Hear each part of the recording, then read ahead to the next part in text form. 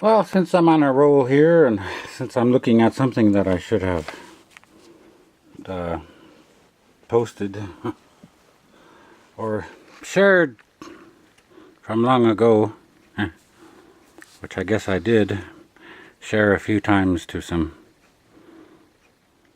friends or family about something or another.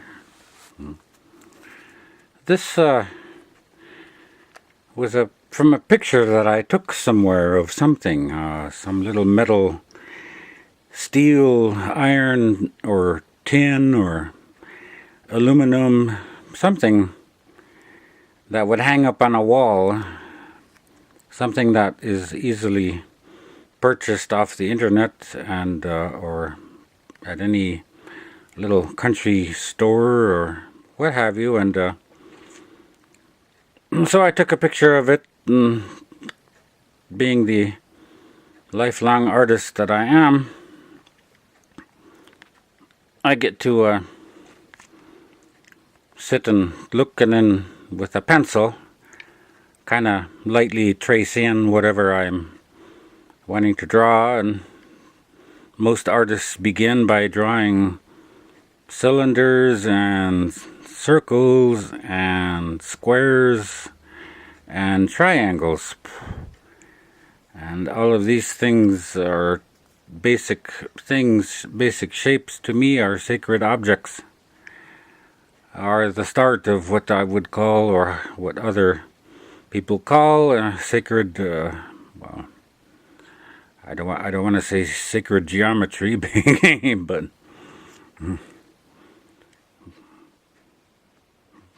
it sure looks good, because hey, that angle over there is really acute. No, it's kidding. And even within the medical field, your pain can also be good looking too, because it can be really acute. But this is something that I put together, and I've been meaning to send it to a relative of mine, and of course somehow, some way, I will get this item sent to a relative of mine. Once I finished drawing basic shapes and what have you, then I started going back and fleshing out the details with a pencil, and then erasing and filling out more things, looking at the picture or photograph or other pictures and photographs of the horse or a horse or horses, to get the basic shape drawn. No matter how long you've drawn or how long you've done something, you should always stick with the basics and always go back to what you started with. I am always the amateur. I love staying with the basics on some things, because it's the basics. It's that feeling that you get. It's what you remember. It's how you were when you first started something, and always stick with that. And you can relearn and reteach yourself about things. That's why I have this chalkboard here. I've done numbers and stuff on there, and times tables and what have you. So this means something to me, even though somebody else did a little iron plate work of it and had it burnished or colored or painted copper or something dark. I looked at it and redrew it and was happy with how it looked. It resembled the other photograph, or the actual piece of metal or iron that it came from, the original design, and I was happy. So then I finally finished this piece of work with a pencil and was happy with the outline, all freehand drawing. You can also do things with the what do you have, like a window or a light table of sorts. Like there's the window or part of the window. You can use a light table and a clear picture of something you want to draw, and fucking stick a piece of paper over that, and then you can trace over. And once you get the basic details down, then you can practice drawing it. You know, you kind of fill in the blanks. You can also, if you're a painter or you shade or you do pen and ink drawings, you just start to color things out, and you can shade. And if you know how to blend dark pencil into lighter shades of gray, I guess, then you can just use a frickin' pencil, like I've used most of my life. But here I decided to dabble with color, and in drawing this gorgeous piece of work originally done by somebody else, I have to I had to put color. My people, the Lakota people, are the allies, friends to each other, to ourselves, and we dwelt upon the plains of the Western Hemisphere, what is now known as the United States. All the natives of every other nation on this piece of land in the Western Hemisphere, from the northern Arctics all the way down to the tip of South America, had various things amongst them at one time or another. Of course, I speak now of my own Lakota people, being the Plains Indians, I guess. And I don't use that word. You don't want other people to be using the N word and the C word and the B word and the J word, I guess, if you're talking about other people.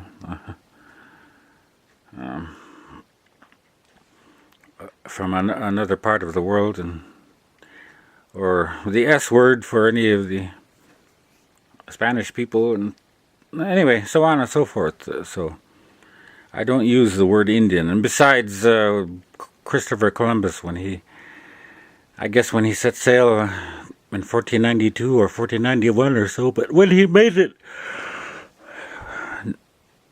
over here, he was originally looking for a short trade route or a different trade route over to the West Indies.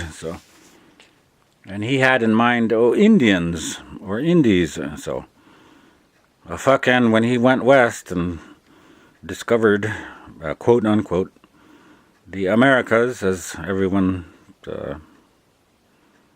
later named this country, the indigenous populations of the Native Americans, or the natives, were called Indians. So I refrain from using the I word, although I will curse and say other things, but to have respect for me, and so on. Please don't use or call me the I word. I'll just put that out there. So anyway, I call myself native because we were indigenous to this land. We were native to this land. We were here since the beginning. We have our own creation. We have our own peoples that we came from, the Star people. If you want to go way back and, I guess, measure dicks and have a pissing contest and see whose boobs are bigger, or so on and so forth, and or however the measuring goes with things. Fucking, it really doesn't matter. We should all take pride in our heritage and who we are, and individually find out where we are from, who we are, our ancestry, and so on, and take some good pride in those things. And the sad fact or sad truths of some of these new things coming to light, because more and more people are talking about origins and other species and so on and so forth of creation. Two-legged, four-legged humans, and other creatures. You have to find your own heritage and where you're from, and take some pride in that, and make it something good for you and for the rest of the people around you. So anyway, there's a lot of historical books and records and stuff that say the horses were introduced, only 500 years ago, when the Spaniards colonized. We had horses on this continent long before then. Horses were throughout the world long before then. Other cultures, not native, but of every other culture, had some domesticated animals of some kind, and at one time or another. And of course, for a time, the natives, or my people, the Lakota, we did not have the horses. But as always, you have to have a house to live in. You have to have structures of some kind, and we are people of old, and we did not forget, and we do not forget. And there are other ways of locomotion and travel, as I allude to in the teepees. And if some of those were outfitted and furnished or otherwise decorated, or something added to them to natural things that would make them levitate and float and fly. But anyway, you can believe some of those things, or you do not have to. So we have the natives that were here, and all of the natives from sea to shining sea eventually had some horses with them, but the natives of the plains, where my people descend from, these are technological advances for us a few times over. We had them, we didn't have them. We had them, we didn't have them. But when we had them, they were status. The horses were wealth. Horses were power. And when you got groups of natives that together, cohesed together, as well as fighting and earning kills and bravery and honor and non-lethal kills or whatever in battle, or otherwise engaging enemy or what have you, they earned great merit. They earned great honor amongst themselves and from other people. And it wasn't just Lakota, it was a lot of the other natives too that were horse riding at one time. My name, of course, I'm going to interrupt once again this broadcast and show you my little single needle tattoo that I made of a flying horse, since that is my current name in the current dominant culture of how you say his horse that flies. Shunkha is the native word. It means dog. Because for a time, we didn't have any horse. We didn't have giraffe or elephant or cow, or we had the bison. We had deer and elk and moose, but we didn't ride them. We often hunted all those. But any of the other big creatures around the world, we didn't really have them over here. No lions and tigers, but we had mountain lions and so on. Anyway, just search for yourself and you'll find things for yourself, and of the fossil record and other what you call science things that will tell you about this world that we live in.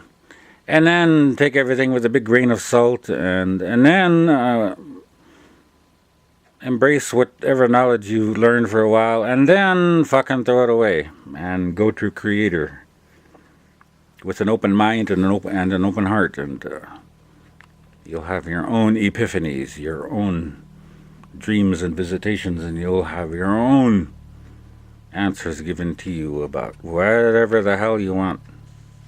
If you have a good heart and good intentions, and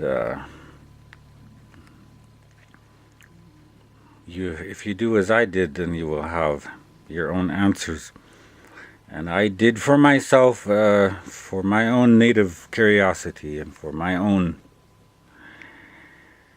And Tashuncha Kanchian is what my mother says. Shuncha is a word for a dog, or when we are emphasizing shuncha or su, or emphasizing other words before or after it. It changes the meaning. Okay, it's a big dog that flies. It's a big dog that is fast. It is a big dog that has some type of greatness to it. A big dog that has speed. A big dog that belongs to somebody. Because generally, when you have stewardship over something, or if you take something in your possession, it's generally yours if it's something that you domesticate and take care of. Like the natives did from time to time with their herds of horses that they had to guard and watch all the time, lest other enemy come steal or... Anyway, you get the picture. But for me, my little epiphanies are answers that came to me over time for various things, and only for me at the time, and of course now I'm putting these things out there and casting my pearls, so to speak. But I'm a big boy. I'll let all of you decide for yourselves. But I've drawn my own conclusions because I have been shown my own conclusions, and so on. So we have a horse. These are mounts, they are steeds, they are pack animals, they are burden carrying animals, they are mounts if you are a person of fitness, if you are able to fight, if you are able to carry a long staff in your hand, or spear, or some clubs, or other impact tools, impact weapons upon your belt line, or in a saddle, or some other carrier blanket, or whatever that you're sitting on, or something fastened to the horse as well. And if you had any other weapon or any other tool, because I call them tools, you are the weapon, and everything else that you have and you pick up is a tool. So change your verbiage, change your frame of mind, change your frame of reference. Anyway, so this little drawing that I did and colored it eventually after I liked it. And that's what I did with it. After I liked it, okay, this is how I want it. Then I took a few more clean sheets of paper and actually did put a light table, hold it up against the window, or used a lamp and a piece of lucite or a piece of glass or something, and did carefully trace the finished product. And I made another copy. I traced that from my finished work that I did by hand, and then I traced another copy, and I guess I cheated, more or less. It saved me time, though. I wish I had a photocopier. I would have photocopied dozens of these things. But this is a representation of well, I'll put it to the Lakota. We had horses. We had these things. But we already know what they are. And the word I'm looking for is carriers. They bear things, they carry. And if you are smarter or smart as they are, you can control them and feed them and water them and take care of them and bond with one or two or a herd of them, and they would stick with you wherever. The enemy would steal one or two of the lead animals and take off, but poop, everyone else would turn around and come back, or would throw off any any unfamiliar rider, or would throw off the enemy and come trotting back home. At least the good horses were that way, so, and would fight off all efforts to be domesticated by anyone else except those that were raised them and bonded with them. But this is a representation of a carrier. This is something that bears something. You can ride it, or you can own the damn thing and have others carry things for you. Carry objects, carry items, carry, or the riders upon these horses can also carry message for you, can also bear the weight of responsibility or authority from you as they ride these carriers. I've alluded to some things on Twitter and maybe my Facebook about me personally, so, and that's why I love my current iteration. I love my current time on Earth in a mortal body and a native lineage with a native name and with such a rich cultural heritage behind me. It is like that cliche, I guess. We all are like that. Cliche or trite internet meme, or you are an eternal soul or an eternal being, or an immortal soul, or whatever the words are. You are eternal, and you are driving a meat-coated skeleton upon a rock, and you are hurtling through space. So fear nothing. So words to that effect, and that's what I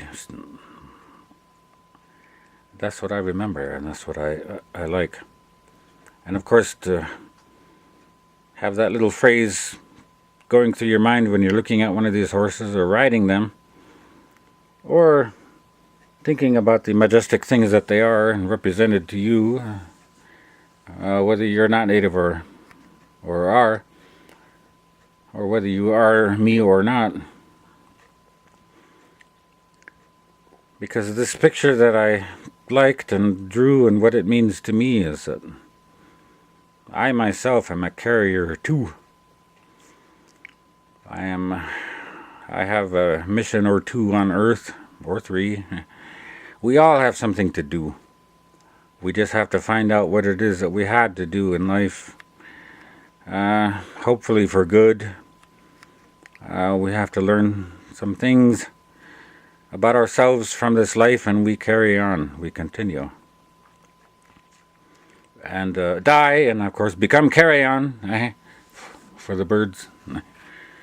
Because the Lakota, we also had this simple burial, fucking wrap up the body and put it on a scaffold and have your best horse killed and have its body lay underneath on the ground. And then you have a little sacred burial site where hundreds or many scaffolds and many bodies were just left to succumb to the elements over the decades and centuries and so on. But what is a carrier?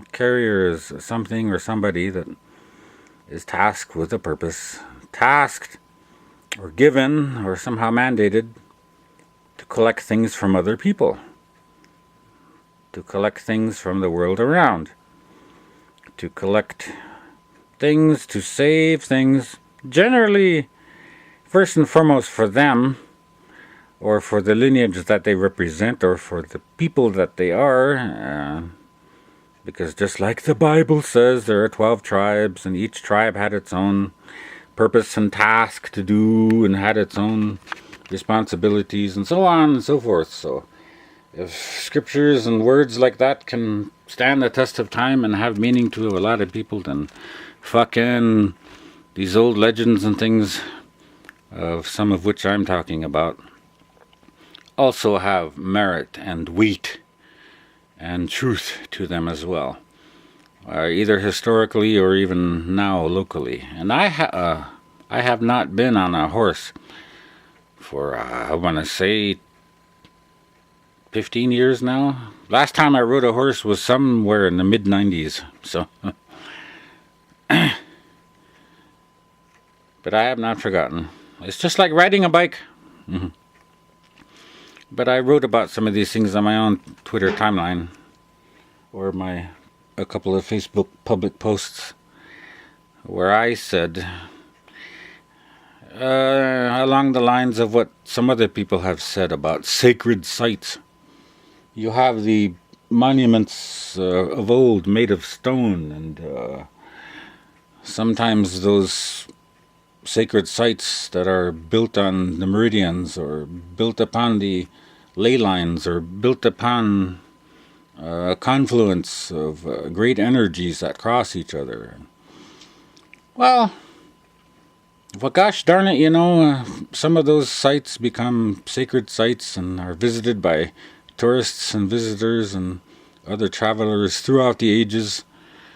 And a good smart creator, a smart earth, a living earth, or other advanced ETs, other extraterrestrials or whatever,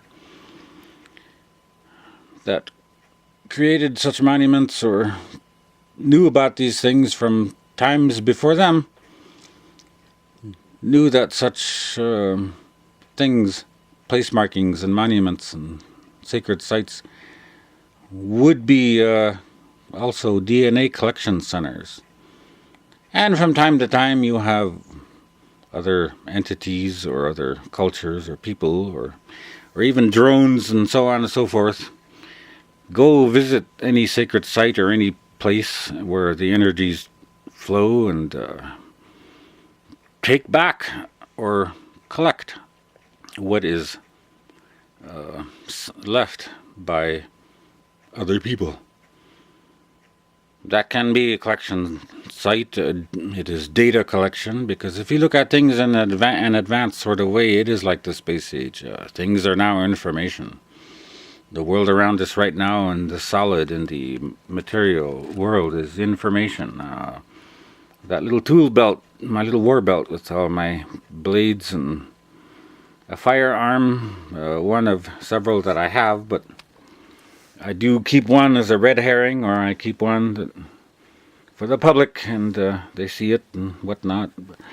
My little violin, or whatever have you, is it's actually, when you break it down, it's just information stored somewhere, and it's currently in its iteration. It's was made in this reality somehow. All those things in front of me are made in this reality of ours. The paper in my little bookbinder right next to the chalkboard is some things that were made. The plastic and steel and other metals. And the materials on my little duty belt and whatnot. Just information. Science has said that, DNA and all that, found within a male sperm, has X amount of data to it, a few hundred megabytes or something of data. And that's just on one little sperm. And of course the females are also They're collection centers too. Although that would be maybe these other drawings that I have done in the past or something, and they are things that I've kind of worked on here and there. And they too are data collection centers. I'm gonna fucking get in trouble for this. But anyway, am I being light-minded? But anyway, no, I alluded to some of those things because in my own life that was revealed to me about certain aspects of native culture and certain responsibilities for certain people, whether they volunteered for it or were born into it, and I am one of those people that have collected things over my lifetime. It's part of the reason why I grew up artistry. I grew up drawing, grew up a creative person, more or less. That is why I became a cosmetologist, because I was told to do something with this artistry and be around people. And don't just be around the beautiful people, just be around everyone. So when I was a little cosmetology student, cutting hair and stuff, and coloring hair and doing perms and what have you at beauty school, I fucking, hey, I'll take the ugly person over there. I'll take the blind man. I'll cut the hair of the black man sitting over here, or the Spanish guy, or the ugly woman, or the old woman, or whatever. I mean, I was human at the time, like everyone. Of course, you want to work on the beautiful people and whatnot, but okay, fucking change your attitude about things, and hey, get through this beauty school and on into life and see what happens. And so I took. I was a little beauty school student that I cut everyone's hair. I did a horrible job at first, like any beginner would do, and of course you learn. Even artistry, this was not something like this. You didn't draw overnight. A little piece of work like this that was inspired by someone else's piece of work that was inspired by some. Yeah. It took a few days. It took many hours. Anyway, so this all alludes to something in my own little past or my own history, or part of a task and a purpose as to what my own existence is. I'm a fucking carrier to collect things, and I don't collect data or DNA like some of these collection center. I love the human form, and I grew up looking at human form, and so I don't see it like other people do as something to mindlessly fuck and use and mistreat and abuse and throw away. The data collection forms of today. I have several tattoo magazines because I did do a lot of designing, still do. In fact, the last thing that I drew in exacting detail was a rain of fire, some type of sci-fi fantasy, what you call sucker punch type of dragon. And I drew that for a Facebook friend at the time. She wanted to have something done, and I drew. And fucking when I looked at it, it was all detailed like this. It was a dragon, it was a reptilian. It fit, maybe half the page or so, but it was a fucking full-size dragon, just fantastical fantasy world, and black pencil and black ink, and fucking, I got scared. But I didn't give it to my friend, so of course she broke off the Facebook friendship with me later on. As the country song goes, she left me, and the dog left me, and my cat left me, and everything else left me, and except for the village chicks. Which there was one visitor here a few days ago, so which there are from time to time. I still do hair or massage, or just I'm here. I'm a friend. What you need? Hey, you, give me a hug. So, and not everybody is for me, and I am not for everyone else. So, in that manner, somehow I am around people, and that part of me that was physically touched, my temple, my head, hands placed upon me, hands shaken by advanced person or persons, hugged by deity, by our mother, in my physical form, in this body that I have, this eroding, fading, getting older, nose getting bigger, hair getting grayer body, more weight gaining to. But I'm a native, and one of my purposes is to go out in the public and be around people. I can fucking go shopping, go sit in the mall, go eat at McDonald's, what the fuck ever. But a part of me is just going out there, walking amongst everyone, and helping to collect data of some kind or another. And this, what this drawing means to me now as a native. I have not one spirit, but three inside me. I am not just my consciousness that is alive on the other side, but controls one little, what do the other smart people say, avatar, or you have a remote control in your hands, and you're or you have a video game controller in your hands, and you are controlling a little avatar or some type of character in a video game. But this video game is called real life, and you are connected to one of those game pieces, and that's who the fuck you are, and one life at a time. And well, let me tell you that in a historical record or in other advanced writings that I have heard about, and maybe read a page or two, or looked at a partial video online, and I can believe some of those things. When there were advanced people, other people living on this planet, and they rose up so high to an extent. They were granted powers, they were given things from above, or maybe from themselves. Because I too come from a native indigenous people. I come from the star people.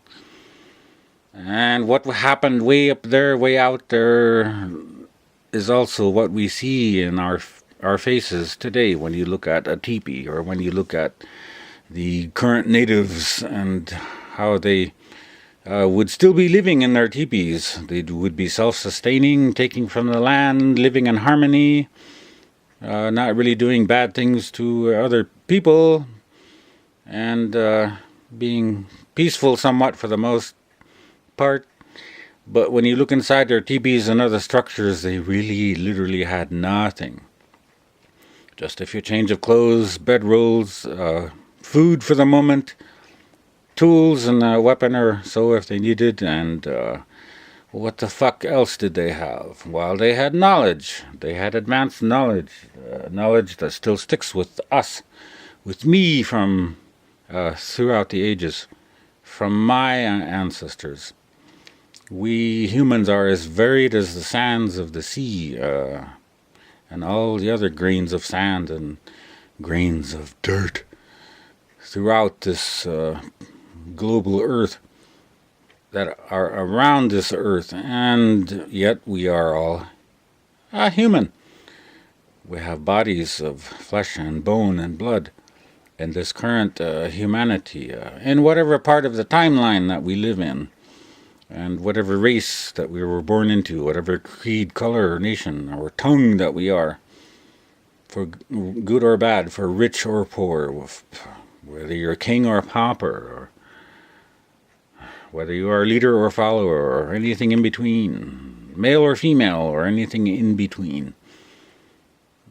But I speak to you from a native perspective, and speak to you from some little drawing that I did a few years ago.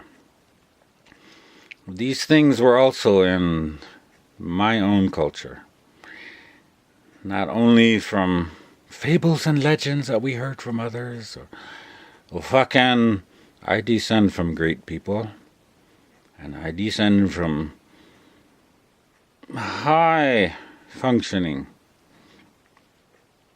advanced, enlightened people that were here before. And we all were. We all came from greatness. We all have to, take some good pride in that fact, and we have to lift ourselves and then work on lifting each other and helping each other and making this world a better place. We have a red horse, we have a white horse, we have a horse of a different color. We have other horses that are before or behind these three that you see. Different colors. Each horse has different speeds. Each one has different strengths. Each one carries different things, different responsibilities. Each one could be male or female. One could be war pony. One could be traveler, a runner, a messenger. One could be one that just is solid and stable and steady, and hey, you can put the old women and the children on and they will pull the travois or pull other things that carry people and supplies. That's what the horses mean to us. But my name right now currently embodies all of this and my current native culture. And my place and time in this space and time, this density, this low vibration, says to me now, hey, look the fuck up to the stars, because this is who you are. And you have a reminder of who you are. And because of the rules of the game say that you're a human and that you, later on in life, descend from people that had wonderful names, and your name is older than this country itself. Fucking take some pride in it. Okay. I will. And I did. And I encourage you people to do the same. I won't burden anyone with all these other extemporaneous wonderful things of who the fuck comes collecting what I've collected, or how it's done, or why, or even what's in store for me. You have to figure out for yourself how the human body works. You have to figure out for yourself where all diseases and all viruses and all any other things that you pick up, but they go dormant in your body, and where the fuck do they go? Your mind is unlimited storage capacity right now. It's fucking your body, and some sites can be unlimited too. So storage for things. So the natives, they had what they had and carried what they carried, and they descend from people that used things within them, use their minds to create reality and to make things for themselves. And so I allude to that fact on other social media and put it out there that I'm not fucking worried anymore as to whether or not I get married in this current lifetime, and whether I have kids, and so on and so forth, from my own body. I'm not worried anymore if I don't really fit in. Although I'll still bitch and moan about some things, you know. If some jackass in the village can have a few girlfriends come up and live with him and smoke pot, and he'll have a grand old time, and if some other if some other village,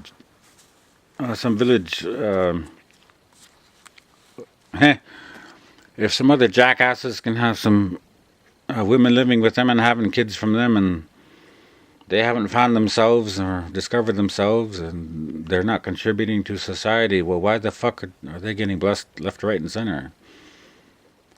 And why am I alone? So I don't worry about that anymore, really.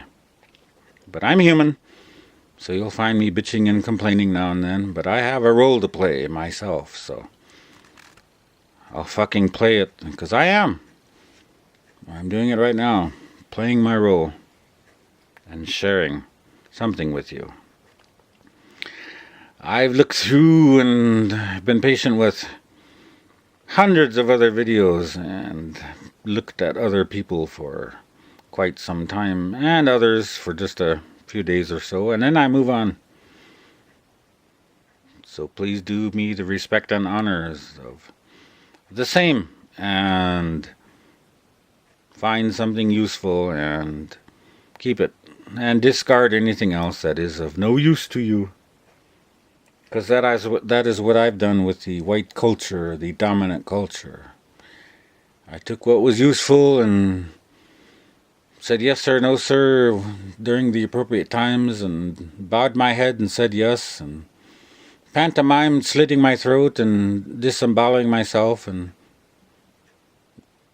giving tithes and offerings and what the hell, obedience and obeying and honoring and sustaining the law and saying yes sir, no sir, and okay, I'll go after them, sir, or whatever you need done, I'll do. And I did, so. I am here. I was here. I am here, and I was here. And I am here. And I was here, and I am going forward still. When you find out some deep things about your life, yourself, you'll find out some very deep things about life that the falsehoods of religion or other control mechanisms will no longer have any effect upon you. When you can run free, but still have that potential to be useful to someone, or if not to yourself, fucking keep running. Run free. Change color. Change roles. But always keep moving forward and do something positive and be something. Listen to the stories that come through the ages from every culture and look at all the little icons. I mean, a fucking army general of thousands of years ago didn't come riding up on a little stick horse, or didn't come up on a chihuahua, or it wasn't riding his thumb with his hand up his ass or something. I mean, he was riding a horse. So take that little lesson from history, from any culture in the world that had horses. And now you're hearing it literally straight from the horse's mouth, the flying horse, Samuel L. His mouth. Of course, sometimes he can be a jackass. Like I said, I had to embrace the alcohol gene for a while, and now I dealt with that, and I'm still smoking. Still the veteran. Still in shape. And I play my role. So play your role after you find out what it is. After you find out your origins. Then take care of yourself. Then take care of other people around you, and fucking take care of the world in that respective manner. Take care of yourself first, then others. Love yourself first and then love others. Remember the words of that one great person that lived thousands and thousands of years ago, who is the basis of one of those savior stories of a perfect man that lived a perfect life. He did have children and a wife, and so on and so forth. So, and you know who that person is. And in some way, I still believe in a person like that, even though I'm not a Judeo-Christian believing person. I do believe in some of those things that I have become aware of and have been shown myself in some manner. So find out your way in life. Open yourself up to new things and experience what they call enlightenment for yourself. Okay, time to go haul water for Mom. Time to chop some wood for a steam bath because my dad is coming home. And the little kids that my mom and my dad adopted from another relative of ours, oh boy, they're growing like weeds. We've had them for 4 years, since they were 1 year old and 2 years old, and we love those little kids. And in essence, the Lakota culture says any children that you take care of or that are in your immediate circle, they're your kids too. They are yours as well. So, anyway, thank you for your time. And put something out there on the internet for me to look at, for me to listen to, and for me to save and download to my laptop. Something that will help me later on, when I need it the most, because I'm human just like you. And I'm human just like some of you are not.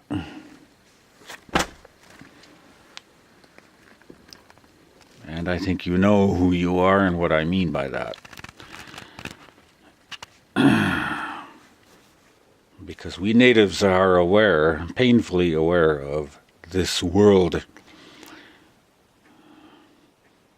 And we are aware of the other two-leggeds and other four-leggeds and the other winged beings and the other sea-dwelling and the other beings that Creator made and that evolved and that they themselves chose to rise up and travel the stars and for good or bad dominated and created and flourished, and some fell. And I am from one of those people, just like the natives are, the star people. It says so right in your face in some of our native indigenous music and books and legends of old or modern day. We are of the star people. Well, we come from some other place way out there. And we know who we are.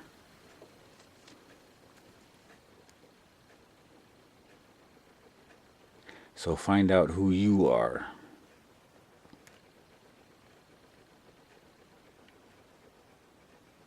Anyway, enough of this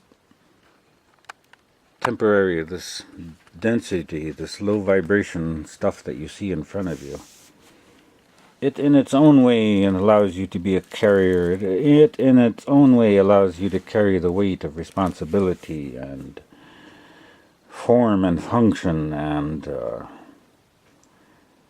responsibility. Because if you're not doing things like this in this lifetime of mine, I can't help you. If you aren't living your life right now to be able to have access to such tools, or to such trade craft or responsibilities, I can't help you. You have to help yourself. That's where the word comes from. We didn't need a savior. I don't need a savior. But you do need to save yourself. Thank you for your time. Peace out and God bless.